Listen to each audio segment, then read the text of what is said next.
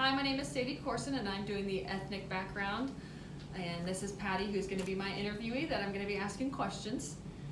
So Patty, what is your ethnic background? Well, my family came from Portugal. Madeira was where they originated from. They were seeking someplace was safer than where they were. And do you know the background of your religion? Portuguese. Well, they came and established here in Jacksonville, Westminster Church, and it was a Protestant church. Okay. And what are you currently now? I'm currently Disciples of Christ. Okay, got it. And do you know the number of generations in the United States? Well, I don't know how many's been here for sure. They came in the 1800s, and presently I would have 5 generations that are living here now. Okay. How would you define health? To me, health is being physically fit and being able to work and enjoying what you're doing. Okay. What kind of hobbies do you do to keep fit? Oh, hobbies? I like to garden. I like to work in my yard. I belong to a health club and just on the move all the time. Okay. I hate sitting around doing nothing. Okay. How would you rate your health, being excellent, good, fair, or poor? For my age, I would say it's excellent. Okay, good. So you don't have that many health issues going on right now? Not that I'm aware of. Okay, good. How do you protect and maintain your health? Well, I exercise. I got bored a couple years ago, so joined the health club. I garden. I just like to be outside, and I like something to do. So, once again, I don't like sitting around doing nothing. That's one of the reasons why I guess I'm still working. And do you get physical still? Go to the doctor regularly? Get your exams as needed? Pretty much. I did go to the doctor last year, and I have an appointment.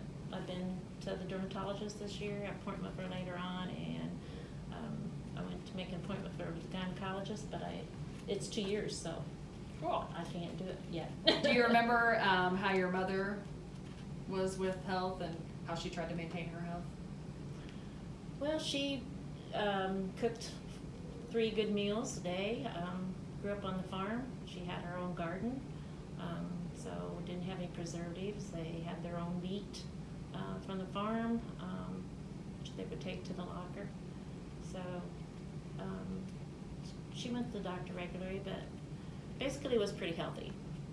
Because back then would they get shots and stuff? Yeah, they had their immunizations. Okay. What home remedies do you use to restore health? Well, my mother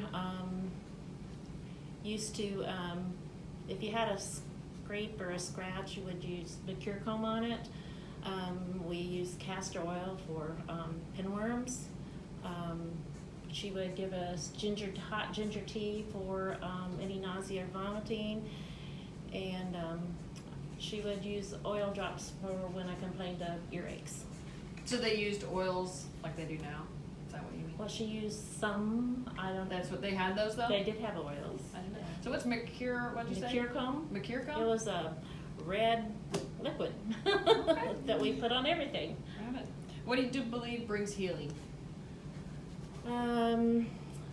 Good nutrition, not smoking, so you can have good circulation to carry the oxygen to the cells, and controlling your weight, and spirituality. Good. How do you describe illness?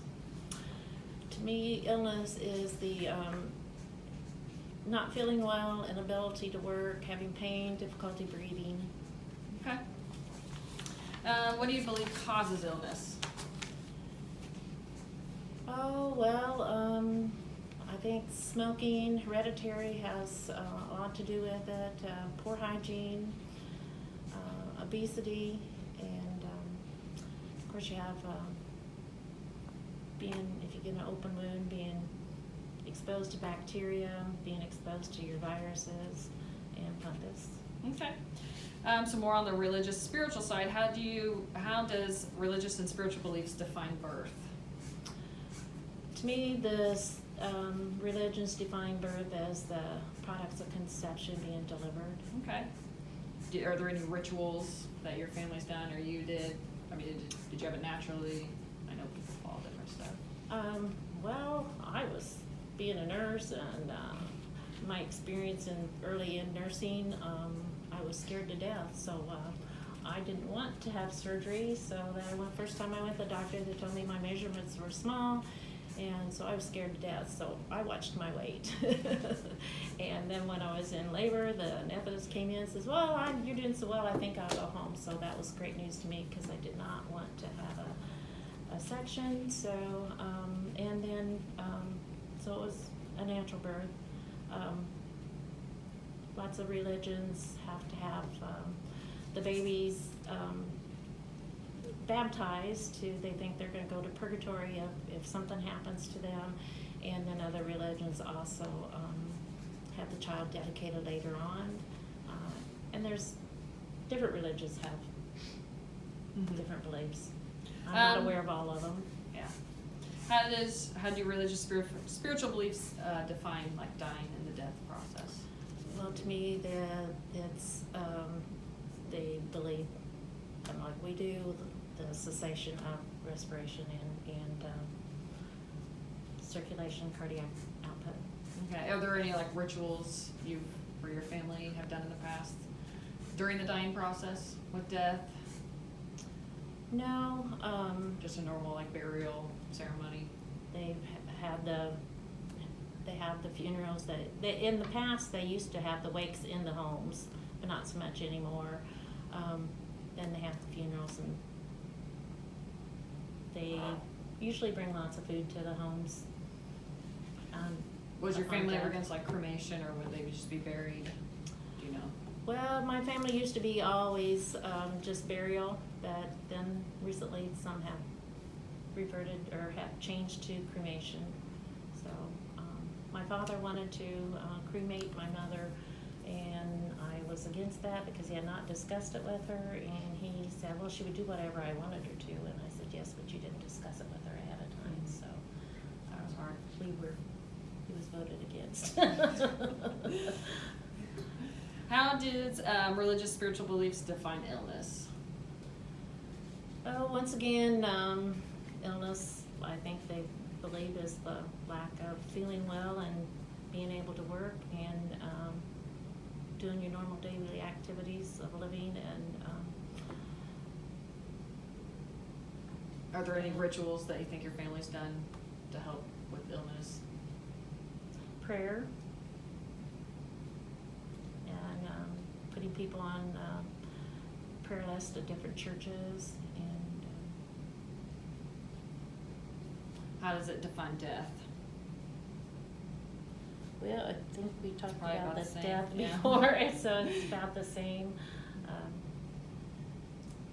Once again, they have the wakes and the funerals, and it's nice to have prayer support of spirit, especially your family and your church family and those around.